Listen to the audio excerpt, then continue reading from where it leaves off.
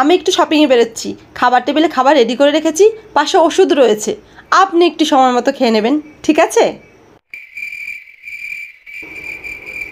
বাড়ির বড় বউ কোনো সভ্যতা নেই, জিন্স টপ পরে ঘরে বাইরে চারিদিকে ঘুরে বেড়াচ্ছে। আসুক ছোট বউ, ছোট বউকে আমি এসব কিচ্ছু পড়তে দেবো না। এ নিন আপনার চা। সারাদিন তো কোনো কাজ নেই, শরীর খারাপের অজুহাত দেখে ঘরে বসে থাকেন আর বৌমাদের খুদ ধরেন।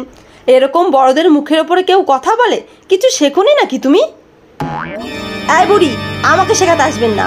আমার কথা যদি আপনার না পোষায়, ঘর ফাঁকা করুন, ঘর ফাঁকা করুন। আমাকে শেখাতে এসেছে। এর চাইতে আমার বড় বই ভালো ছিল। জিন্স পরতে তো কি হয়েছে, তা মুখের ওপরে কথা তো বলতো না।